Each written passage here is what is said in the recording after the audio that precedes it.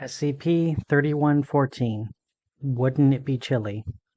Object Class: Euclid. Special Containment Procedures. SCP-3114 is held in a 3-meter by 7-meter enclosure surrounded by reinforced steel, with impact glass windows for observation.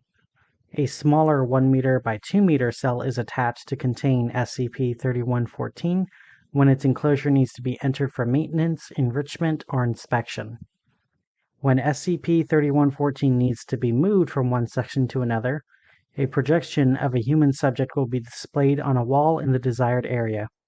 Once SCP-3114 attacks the projection, the door will be closed. No personnel are to enter SCP-3114's enclosure outside of approving testing procedures. Description: SCP-3114 is an animate human skeleton. It stands approximately 1.6 meters tall and weighs 30 kilograms. Though it has no articulation or connective tissue, its individual bones remain in place as they would in a human body. Individual bones can be pulled out of position but quickly return to their correct position when there is no longer an outside force acting on them. Though SCP-3114 is made of similar minerals as human bone, it is much denser and stronger, requiring more than 3 times as much force to break. A broken bone will mend, though it takes several weeks for a larger bone. There is no current explanation for SCP-3114's ability to move. Its observed range of motion in its joints are similar to a healthy adult female's. It is much stronger than a human of comparable size. It is able to lift at least 250 kilograms with one arm and has a measured grip strength of 270 kilograms. Its maximum observed foot speed is 60 kilometers per hour. SCP-3114 is able to react to visual stimuli with an apparent field of view similar to a human's. However, it does not react to sound or smell. It responds to touch, but it is difficult to test its sensitivity. SCP-3114 has made no attempts to communicate. Addendum: see Entry 16 of the experiment log. It is extremely aggressive and immediately attempts to attack anytime it sees a human or other biological humanoid, referred to as targets from here on. When it sees a potential target, SCP-3114 will take the quickest, most direct route it can, only avoiding obstacles it cannot push through. Once it reaches a target, it will latch on with its hands and begin squeezing around the throat. Once the target has stopped moving, SCP-3114 begins tearing openings in the target's body and pulling out its bones over the course of several hours. Once it has completely removed the target's skeleton, it will attempt to pull the remaining flesh over itself. This tears the flesh into multiple parts. Once the body is no longer in one large piece, it loses interest in it. When no target is present, SCP-3114 is fairly docile. It explores its enclosures, but does not attempt to escape. SCP enrichment objects such as blocks, tires, cardboard boxes, and sticks are provided and replaced at regular intervals. When the lights are turned out for the night, SCP-3114 lays down and becomes motionless. Though it resembles sleep, it is still capable of responding to visual stimuli. Experiment Log Excerpts. Entry 3. D-1724, a 120-kilogram adult male. Date redacted. D-1724 attempted to run when he saw SCP-3114 approach. When it caught him, he attempted to fight back but was unable to do appreciable damage to SCP-3114. However, this did agitate SCP-3114 a great deal, and damage to the subject was greater than in other observed cases. SCP-3114 gave up removing the subject's bones partway through when it became clear the subject's body was not intact. The remains were placed in a corner. SCP-3114 placed several sticks in a cardboard box on top of the subject, as though burying him. Entry 5. Store mannequin dressed as a Class D personnel. Date redacted. SCP-3114 ran to the subject as expected. However, it stopped several feet away. It stared at it for several minutes, then waved a hand in front of the subject's face. It seemed confused by the lack of facial features. It proceeded to touch the top of the head, tapping it several times before it finally carried it back to its enclosure, where it placed it in the corner. It mimicked its pose several times while standing next to it.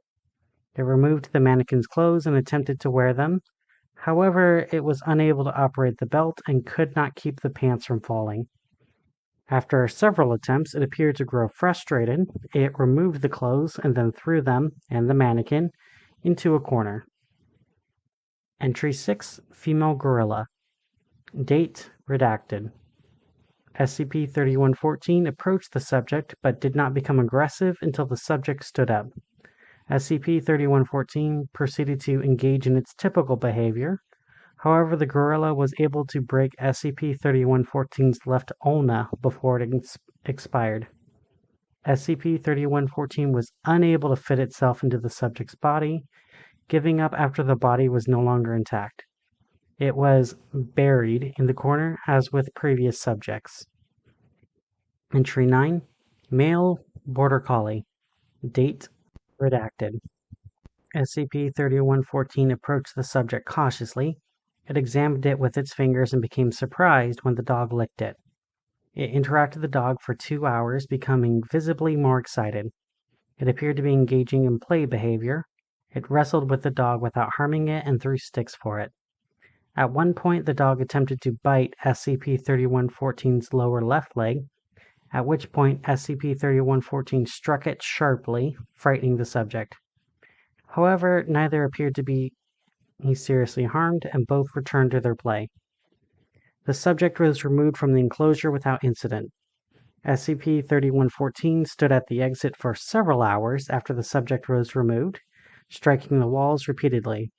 However, it did not use enough force to cause damage to its enclosure.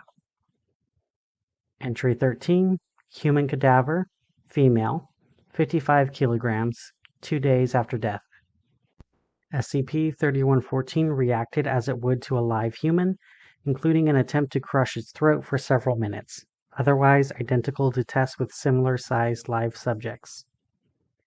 Entry 14, Human Skeleton, articulated for teaching. Date redacted. SCP-3114 approached the subject rapidly but did not attack. Instead, it examined the subject for several minutes, then began to prod it. When this elicited no response, it ran its hand from the top of the subject's head. It then carefully removed the subject from its stand and carried it back to its enclosure. It cradled the subject for several hours. It then put the subject in the same position it takes during sleep periods. Entry 16. Human Cadaver, Male, 145 kilograms, 1 hour after death.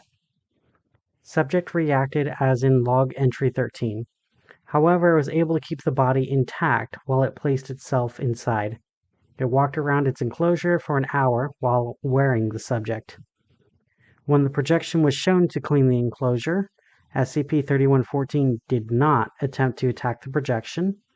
Instead, it walked up to it and began to attempt interaction.